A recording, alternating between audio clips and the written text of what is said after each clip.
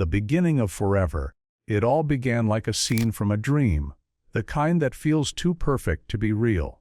Two Australian stars, worlds apart in fame and fortune, but somehow destined to collide. One a Hollywood icon known for her elegance and ethereal beauty. The other, a soulful country musician with a heart full of music and a past full of shadows. When Nicole Kidman and Keith Urban met on January 15, 2005, at the G-Day USA Gala in Los Angeles, no one in that glittering ballroom could have guessed they were witnessing the start of one of the most talked about love stories in entertainment history. Nicole was already an Oscar-winning actress, a name that commanded red carpets across the world. Her life seemed picture-perfect, yet it carried the quiet loneliness that comes after heartbreak.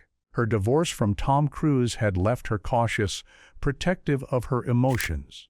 Keith Urban, on the other hand, was beginning to rise like a comet in Nashville's country scene. His songs carried the ache of a man who had lived, fallen, and learned. Beneath the charm and swagger was someone searching for something real. And that night, he found it. They met backstage, introduced by mutual friends. The connection was instant but quiet. A spark between two people who didn't need words to recognize something familiar in each other. Nicole later admitted that she was drawn to Keith's kindness and calmness, saying he had gentle eyes. Keith, meanwhile, was stunned. But despite their chemistry, he didn't call her for 4 months. It wasn't arrogance, it was fear. Keith Urban, the man who could command thousands on stage, was terrified of being hurt. Nicole was a global superstar, and he wasn't sure if he was ready to walk into her world of flashing cameras and relentless scrutiny. But fate doesn't wait for readiness. When he finally called her, everything changed. Their first dates were simple. Walks through New York City, quiet dinners, shared conversations about family and home. They were two Australians far from their roots, finding comfort in each other's accent and warmth. Their love grew naturally, away from the spotlight. Nicole once recalled the moment she knew he was the one. On her 38th birthday, at 5 in the morning, there was a knock on her door. When she opened it, Keith stood there holding a bouquet of gardenias, her favorite flowers. That was it, she said years later. I fell in love right there. From then on, Keith Urban wasn't just another musician, he became her peace. By May 2006, the world knew they were engaged. Nicole confirmed it publicly at a United Nations event she was hosting. A month later, on June 25, 2006, they were married in Sydney, Australia. The ceremony was straight out of a fairy tale. The sun had set over St. Patrick's Estate in Manly, and candlelight flickered over the old stone chapel. Nicole walked down the aisle on her father's arm, her dress a delicate whisper of ivory lace. Keith stood at the altar in a simple black suit, his eyes fixed on her as though no one else existed. As the organ played the bridal chorus, even the guests, who included Hugh Jackman, Russell Crowe, and Naomi Watts, felt the gravity of the moment. At the reception, Keith sang "Making Memories of Us," a song that captured their love perfectly. Each guest received a silver Tiffany clock engraved with the words, "A Moment in Time." June 25, 2006. Nicole and Keith. For two people who had spent their lives in front of cameras, this night was completely private, intimate, and deeply real. Afterward, they flew to French Polynesia for their honeymoon, just two lovers in the quiet of the ocean breeze, dreaming of forever. But life, even for the most glamorous, isn't a continuous fairy tale.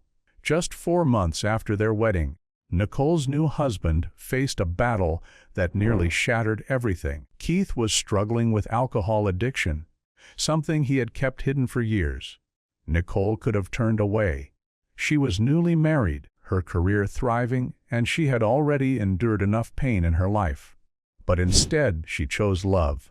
Out of sheer devotion, she staged an intervention. Friends and family gathered, urging Keith to get help. It wasn't an easy conversation, but Nicole was firm. She wanted to save him, not as a celebrity, but as a man she truly loved. Keith checked himself into rehab in California, a humbling and painful experience that stripped away the illusion of perfection. While he was away, his album Love, Pain and the Whole Crazy Thing was released, a title that perfectly captured the emotional storm they were enduring. 3 months later, Keith completed his treatment. The night he returned, they met at a Hollywood party. Cameras flashed as they walked in together, shy smiles, holding hands, his arm protectively around her.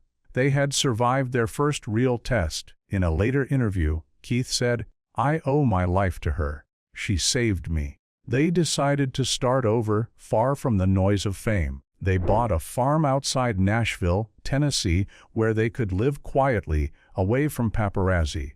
It was a world of horses, open fields, and small grocery stores. For Nicole, who had spent decades surrounded by flashing lights, it was a revelation. "I finally felt home," she once said. "We were just ordinary people." Their happiness soon deepened when Nicole became pregnant. Keith's joy was impossible to hide. "She's given me everything," he told friends. "Now, she's giving me a family." On July 7, 2008, they welcomed their daughter, Sunday Rose, in Nashville. The name, inspired by the idea that Sunday is a day of peace and joy, perfectly fit the family's new life. Keith's devotion was evident in every gesture. Nicole once shared that during her pregnancy, Keith flew from Los Angeles to Australia just to attend her first ultrasound. He stayed for 6 hours, saw their baby's heartbeat, and then flew straight back for a concert. "That's love," she said softly. Nicole was changing, too. When she married Keith, she burned her old diaries. She said it was her way of letting go of her past, the pain, the heartbreak, the public scrutiny. "I wanted to start new," she explained. With Keith, everything felt honest. Then, in December 2010, another miracle arrived. Their second daughter, Faith Margaret, was born via surrogate in Nashville. The family now felt complete. "We're blessed beyond words," Nicole told reporters. But life has a way of reminding even the happiest couples that nothing stays untouched by sorrow. In September 2014, tragedy struck when Nicole's beloved father, Nicole Kidman, passed away suddenly after a fall. She was devastated. Keith dropped everything: tours, interviews, appearances, and flew to Australia to be by her side. At the funeral he sang Amazing Grace, his voice trembling, his eyes wet with tears. The moment was heartbreaking yet beautiful. A man standing beside his wife not just in fame or joy, but in the rawness of grief. Over the years that followed, Keith often spoke publicly about how Nicole had changed his life. "She's my compass," he said. "She helped me become the man I wanted to be." He credited her for helping him stay sober, for grounding him, for teaching him patience. Nicole, in turn, called Keith her rock, the one who reminded her that love didn't have to be complicated or performative. Their relationship wasn't built on perfection but on honesty. They made a promise early on: nothing to hide, everything to protect. That became their motto. It was reflected in their music, their interviews, even their small rituals, like always kissing hello and goodbye, no matter how busy life became. In 2016, Keith released The Fighter, a song inspired by Nicole and their love. The music video, showing them laughing and lip-syncing together, melted hearts around the world.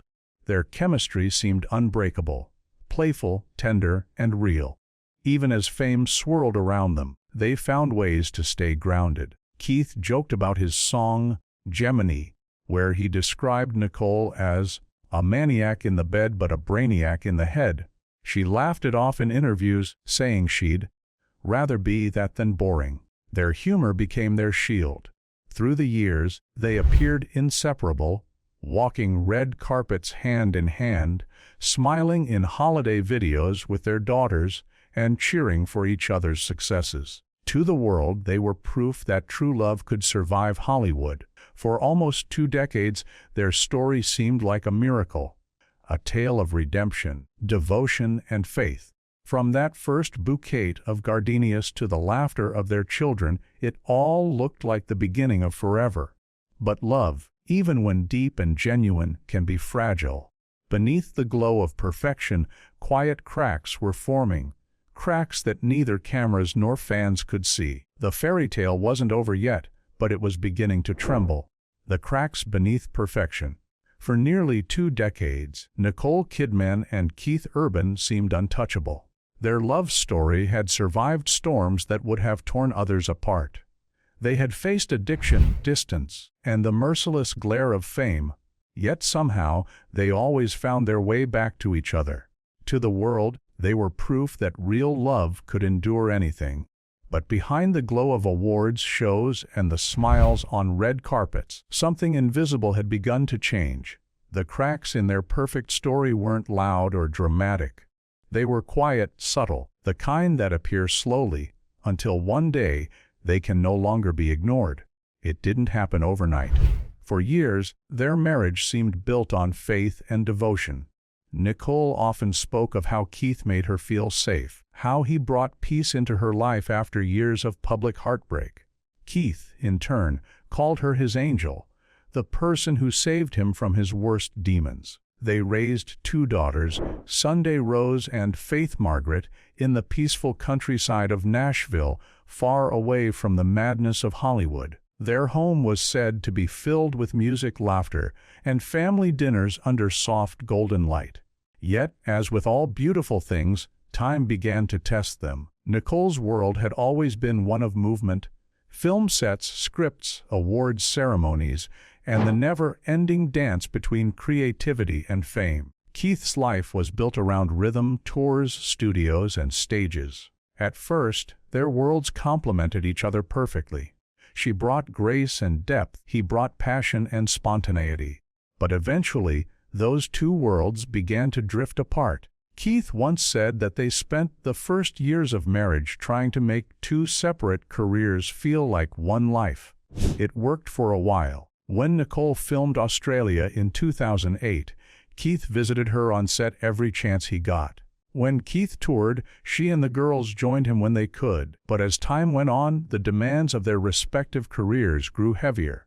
Nicole was filming globally, Italy, France, the US, and Australia, while Keith's tours stretched across continents. Nicole admitted in an interview years later that there were stretches where they wouldn't see each other for weeks.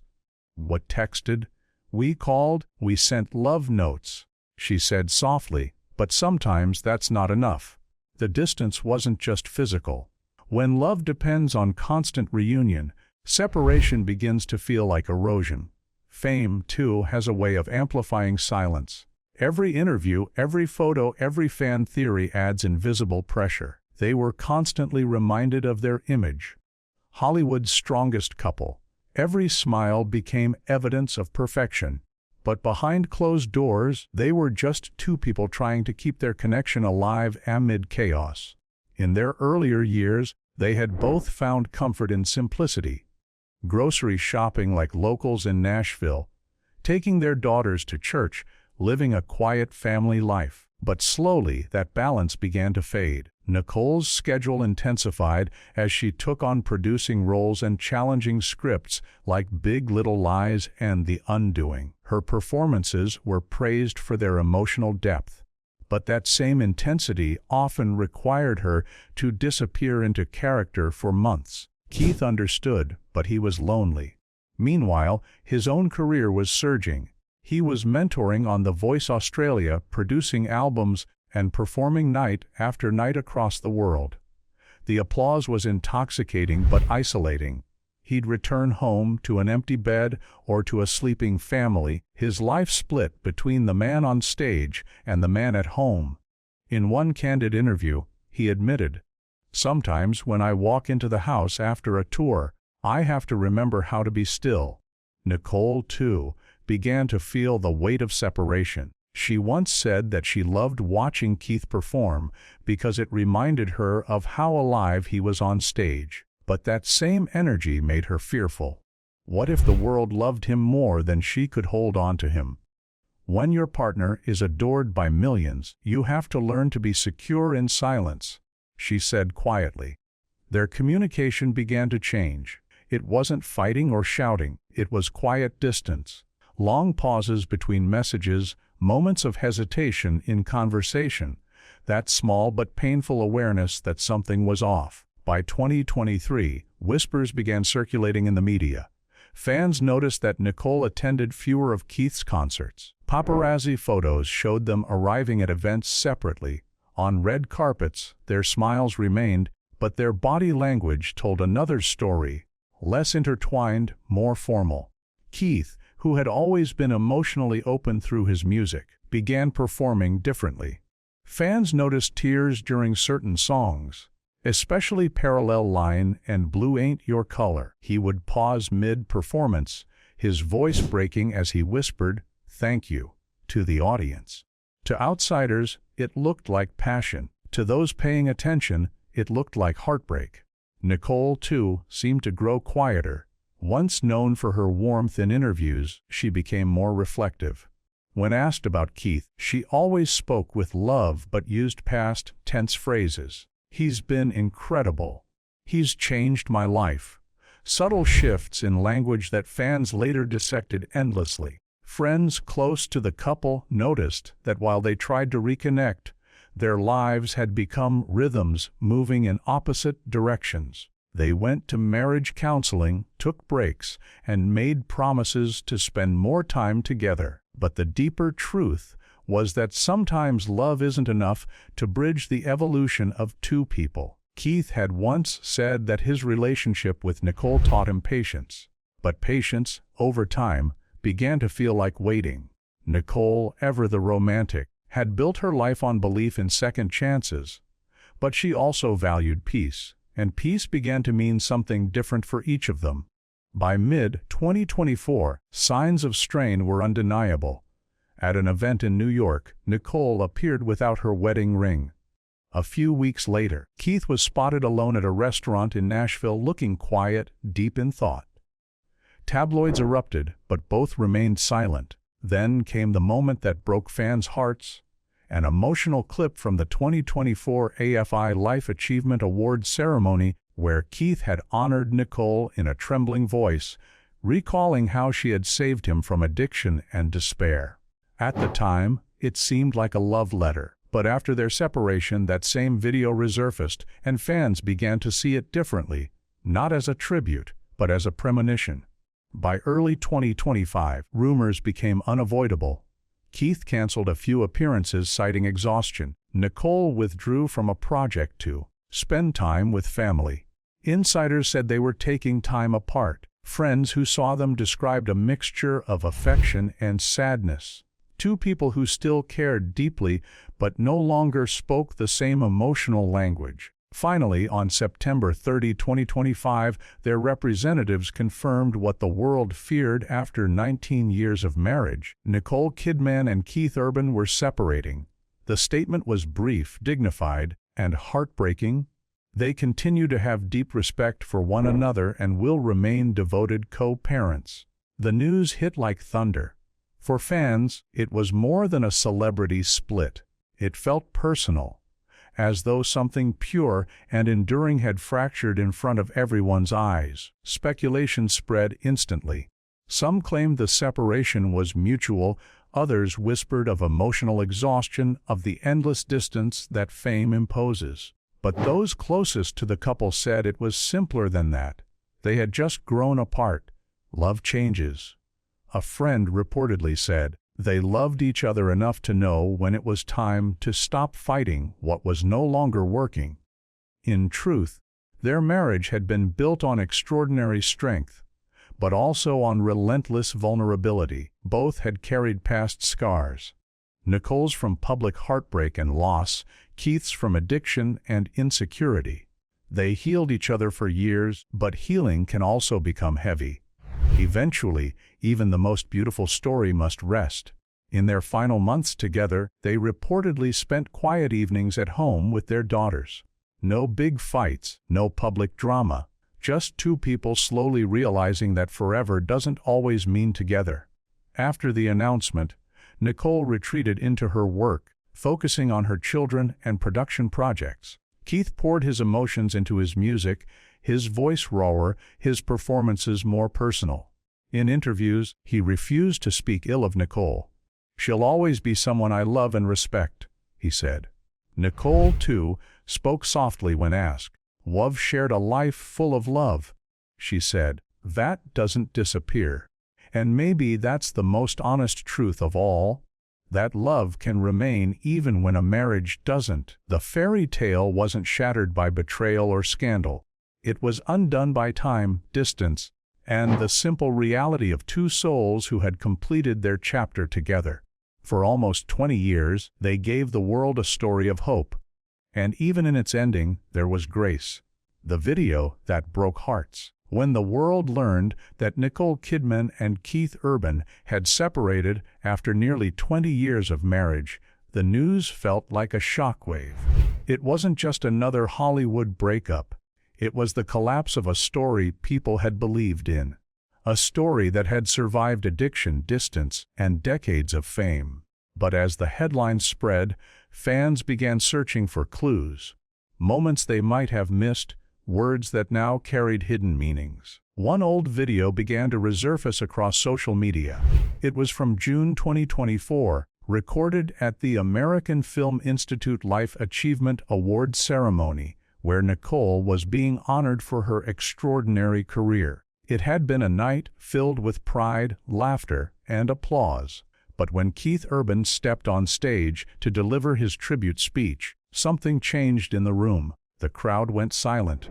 Keith, dressed in a black suit, stood behind the microphone with a nervous smile. His voice trembled slightly as he began to speak.